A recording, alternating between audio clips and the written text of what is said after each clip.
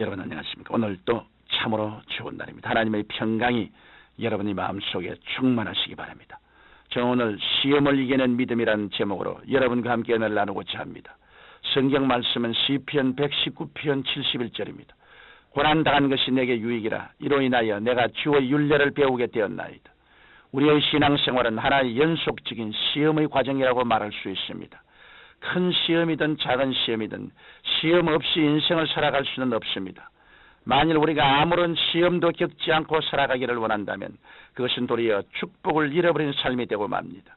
그러나 우리가 시험과 대결해서 이기고 나아갈 때 하나님의 축복을 체험하는 것입니다. 성경 마태복음 6장에 기록된 주기도문을 보면 우리를 시험에 들게 하지 마옵시고 다만 악에서 구하옵소서라고 말했습니다.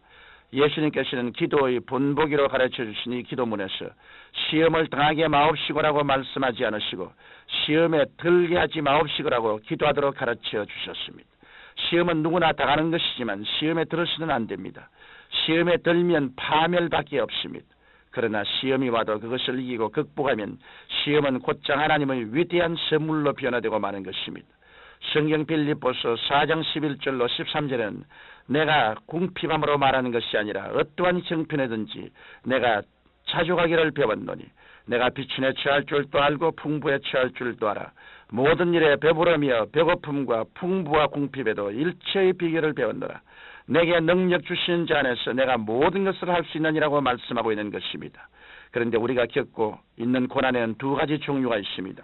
그 하나는 하나님께서 주시는 시험이요, 다른 하나는 마귀가 주는 시험입니다. 하나님께서 우리에게 주시는 시험은 우리를 돕기 위해 주시는 것입니다.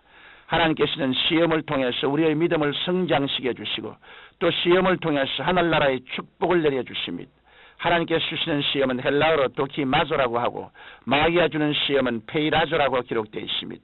마귀는 무슨 수를 쓰든지 인간의 약점을 찾아내어 우리를 죄악 가운데 떨어뜨리려고 합니다.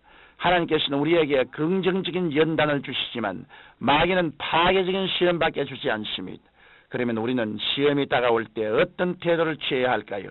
어떻게 해야 시험에 들지 않고 시험을 능히 극복하고 이겨서 더 큰 축복이 되게 할 수 있을까요? 무엇보다도 우리는 시험 당할 때 하나님의 말씀 위에 서야 합니다. 예수님은 마귀의 시험을 어떻게 물리쳤는지 성경 말씀을 통해 살펴보겠습니다. 예수님께서 요단강에서 세례를 받으시고 광야로 가셔서 40주야를 금식하고 나시자 마귀가 덤벼들어 시험했습니다. 이 시험은 물론 페이라조의 시험이었습니다. 40일 동안이나 금식에서 기진맥진한 예수님을 상대로 마귀는 내가 만일 하나님의 아들이거든 명하여 이 돌들이 떡덩어리가 되게 하라고 유혹했습니다. 그때 예수님은 구약 성경 신명기 8장에 기록된 말씀을 인용하시면서 사람이 떡으로만 살 것이 아니요 하나님의 입으로 나오는 모든 말씀으로 살 것이라고 말씀하시므로 마귀의 유혹을 물리치셨습니다.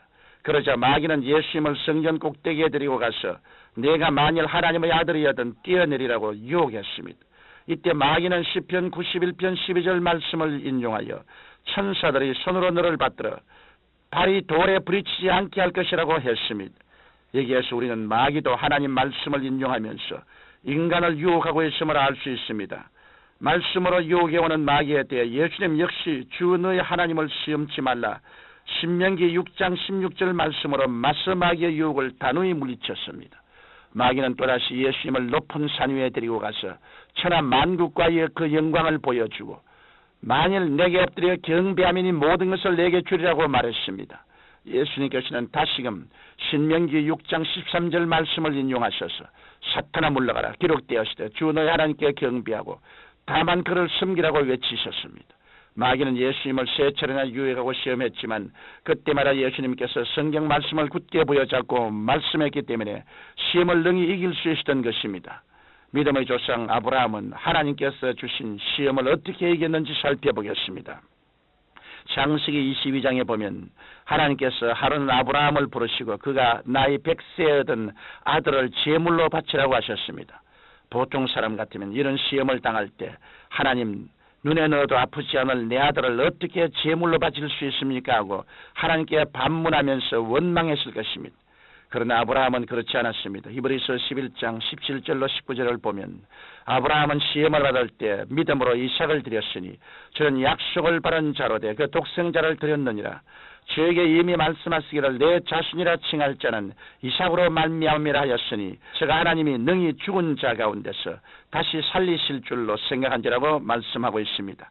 아브라함은 시험 당했을 때 하나님의 말씀을 피난처로 삼았습니다.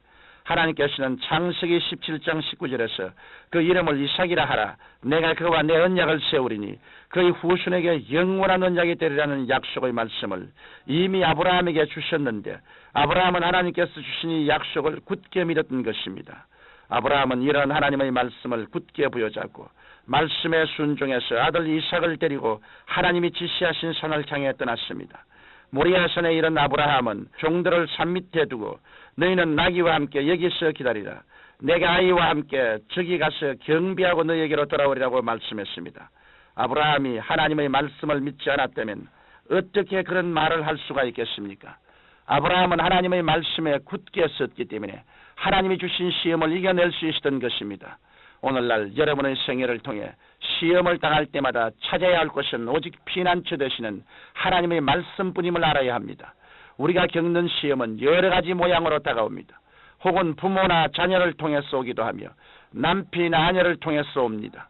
또는 존경하는 스승이나 가장 신뢰하는 친구, 선배를 통해서도 옵니다. 시험은 우는 사자와 같이 오기도 하고 아첨과 미소로 다가오기도 합니다.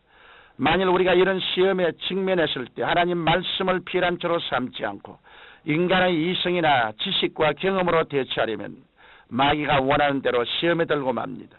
그러므로 여러분께 시험이 다가오면 하나님의 말씀을 부여잡고 기도할 때 승리할 수 있는 것입니다. 사랑하는 성도 여러분, 마귀는 우리의 삶을 둑질하려고 우리를 시험하지만 하나님께서는 때로 우리를 축복하시기 위해 시험을 보내십니다. 어떤 시험이든지 우리는 그것을 능히 이겨야 합니다. 성경 말씀은 이러한 모든 시험을 능히 이기게 하는 하나님의 크신 능력이 되십니다. 그러므로 여러분이 시험 당할 때 말씀 안에 거하심으로 능히 시험을 이기고 하나님의 크신 축복을 받게 되시기를 주님 이름으로 축원합니다. 거룩하시고 영광스러우신 우리 아버지, 우리에게 밤낮으로 시험이 다가옵니다. 우리의 믿음을 연단해서 우리에게 더 큰 상급을 주시려는 하나님의 시험도 다가오고 우리를 둑질하고 죽이고 멸망시키려는 마귀의 시험도 다가옵니다. 어떠한 시험이든 우리들은 말씀의 구석에 서서 인내로서 시험을 이겨나갈 수 있도록 하나님 아버지 도와주시옵소서. 시험을 피하지 말고 시험을 이길 수 있는 기도의 믿음을 우리에게 허락하소서. 예수님 이름으로 기도합니다. 아멘.